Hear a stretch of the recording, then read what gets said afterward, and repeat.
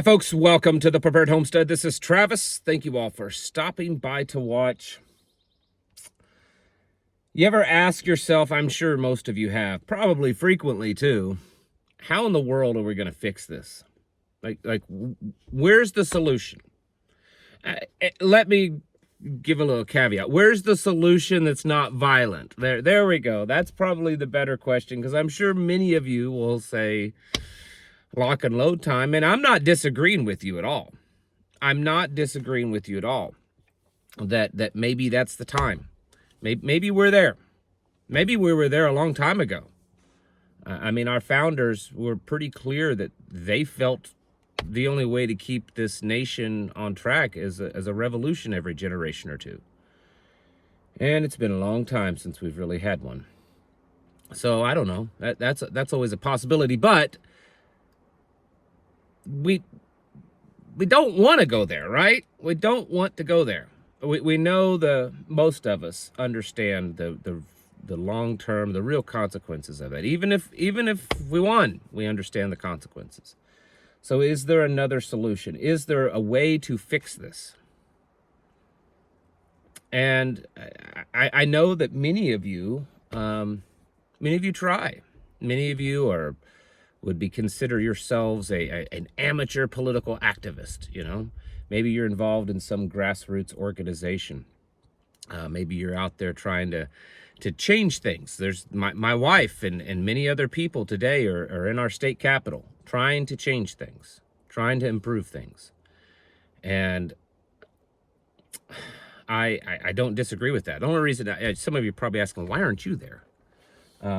I had some mowing jobs that were backed up, and I've been on a mower for the last 2 days straight, nonstop, just trying to get caught up because I've been busy, and then the weather's been warm, so grass went from this high to this high very quickly, and I had to weigh my options and realize that some things I have to take care of here at the house.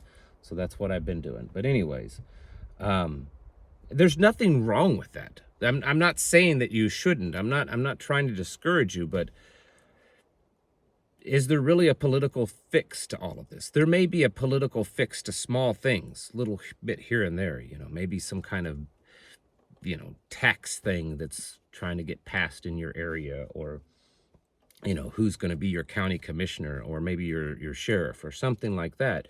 But I'm talking overall. The nation, by all appearances, looks like it's collapsing, right? The degeneracy, the economy, we're no longer feared, we're no longer respected. Education, debt, everything that you can think of, we're in decline. And is there any solution to fix all that? And my personal opinion, political solutions are no longer an option. Not for the big overall thing.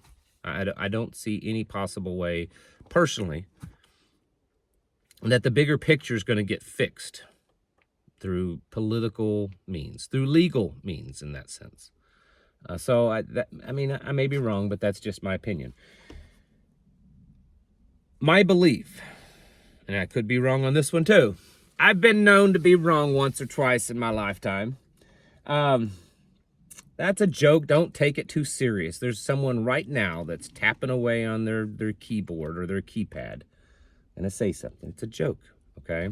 My opinion is that we're watching our civilization collapse, and the civilization needs a reboot. I know that sounds so much like the World Economic Forum's Great Reset. And I've said since the beginning, they're not wrong necessarily in what is needed. They're just wrong in the mechanisms and the how-to, okay? And the eventual outcome. We need a revolution. We need a revival. And the revival is at the core, the first thing that needs to happen. And I believe a revival would cause a revolution. You see, every civilization at its most basic element is a small community. You know, if it's a successful civilization, then it's filled with successful small communities. No matter how big that civilization is, no matter throughout all history. If it's successful, if it's prosperous, if it's good, if it's just, it must be because it has good, just, successful small communities, thriving small communities. And every small community at its core, that if it's any good, if it's strong, if it's got strength and cohesiveness within it, is it's filled with productive and strong and solid families, families that are based in biblical principles, families that recognize God, families that work together, families that are based on traditional values. This is at the very core what a community is it's built of just multiple families. And for a family to be successful, it has to be built by people in that family that have a strong relationship with the Almighty. Yeshua said that all of the law could hinge on one of two things: that you love God with all your heart and you love each other. And really, that's kind of what I'm getting at. Community, civilization, family can only be successful, which eventually becomes a nation and a government and a system and a society. It can only be successful and healthy if there's a love for each other. That's how communities work. Doesn't mean that you like each other. It means you have a love for your brother, right? You don't want something bad to happen to them.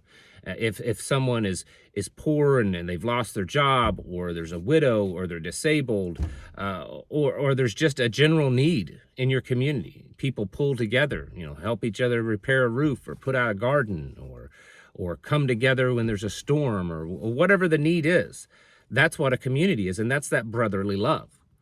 But at its core, it's a family, and at the family's core is the personal relationship between the individual and the Almighty. And that's where the love for the Father is. So it's kind of a unique analogy of how to put civilization, government, people, society, community, family, also hinging on two commands: to love God and to love each other. And if we did those things, then we would probably have that revival and then revolution, and we could probably fix things. I tend to believe, and this is just my personal beliefs, many may share this and some may not, but I tend to believe we are in those last days. We are in those end times. I don't know where on that time scale we're at, but I think that we're getting into that time period. And if we are, then it's probably not going to get fixed in any kind of political way. It's going to get fixed by the final end, right? And then Yeshua's return and his 1,000-year reign. That's where it's going to get fixed, right?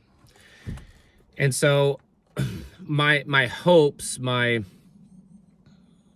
don't know, for government, for the whole system, for society, for our civilization to be fixed, there's not a lot there. But I do think that we can fix things on a local level. We can fix things in our home, and we can fix things in our lives. And that's why I tell you all the time to circle the wagons, bring your circle in closer, get your houses in order, work in your community. Because these things at their very basis are biblical. They are biblical. If you follow that command to love your brother, then you're going to want to see a thriving area, whether it's the city block that you live on, or the apartment complex that you live in, or the little rural areas that you may live out. Maybe your nearest neighbor may be a mile away. But because you exude that love for your brother, you're going to care about them, and you're going to want things to be good for them just as you. And so you're going to have that servant's heart, and to make sure that they're taken care of as best as you can, and in hopes that it's returned to you, and you work together, and you create that mutual agreement between each other, whether it's spoken or not, to be there for each other. And you're going to do that if you have a strong family. If your family, your foundation, your family, you're the husband and the wife have a good relationship and a relationship with the children, and that all that relationship and that family unit is strongly based on biblical moral principles. And the reason why it's based on those moral principles that are found only in Scripture is because the individuals in that family, they have a strong relationship with the Almighty, with God the Father.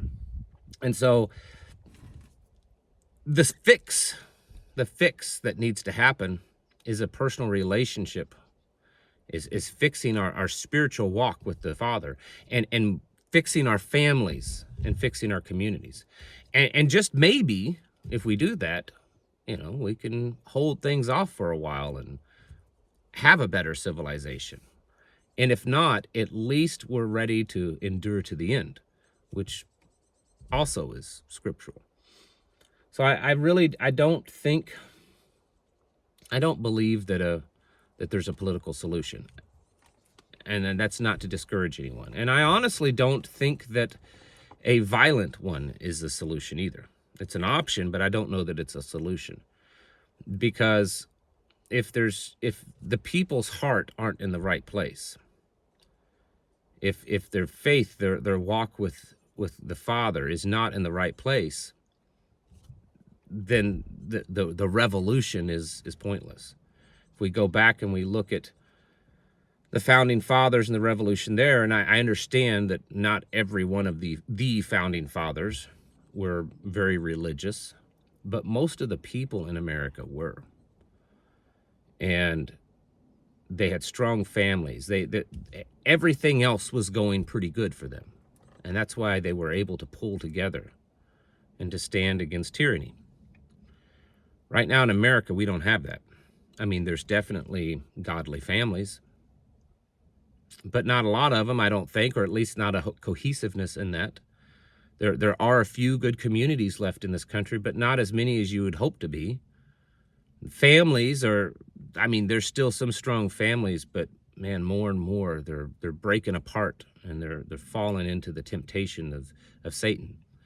So a traditional revolution, I don't know that it's time yet. I don't know that it would be successful, because it would not have its basis in strong biblical truth. Now, I know that not every one of you is going to agree with me on that, but it's my channel, so I get to tell my opinion. You can go start your own channel and give your opinions. But I really do believe that that's the case, and that's why I push that so hard. Yes, it's important for you to have your preparations. It's important for you to know how to use a firearm and to go out and train with your buddies and, know all kinds of very cool tactical stuff. It's important that you have medical training and you have medical gear, and it's important that you know how to grow food and raise food and go out here and harvest for food. Those things are all important and more. But if this part in here is not fixed, if the light isn't shining from within you, then all of that other stuff, in my opinion, is in vain. So if you want to ask yourself, what's it going to take to fix this country? What's it going to take to fix what's going on? Well, it has to be a revival that will then cause a revolution. If there isn't that, then I don't know if there is a fix for it. We have to do that by getting our hearts in order, then getting our houses in order, and then getting our communities in order. And if we can do those three things, then most of the other stuff will start falling into place. I mean, think about the state that you live in. If it was filled with strong, thriving communities that were cohesive and helpful to each other, and those communities were filled with strong families, and the churches were filled with good Bible-believing people, regardless of their denomination. I don't even care about that right now. Do you think of how different that your state would be? The left hates us. I've said that many times here lately. They hate us. The Marxist, communist, globalist, radical left, and most of the left is radical anymore. They hate us. They hate us for our values. They hate our traditions. They hate our God. They hate our scriptures. They hate us. That's why they're trying to destroy churches and families and children and education and everything. Because they want to impose their new belief system, their new rules. And if you want to fight against that, fight against it by fixing yourself here, fixing your family, and building strong communities. And if you do those things where people truly do love each other, they have that brotherly love, then they're not going to want those bad things coming into their community, into their local schools, into their churches, wherever. They're not going to want it. And so they're going to push back against it. They're going to stand up against it. And that's where we need to be. And in many ways, we're a long way from there, at least in a lot of places. Some of you may have given up totally, and you're ready to just go hide in your bunker or build the walls around your place and ride it out to the end.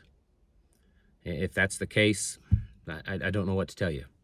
But for the rest of you, if you really want to make a change, start in your life, in your home, in your community. You'd be surprised after a while what kind of change might actually happen. Folks, it's time to get your houses in order and prepare yourselves mentally, physically, and spiritually. Thanks for watching, and I'll catch you in the next video.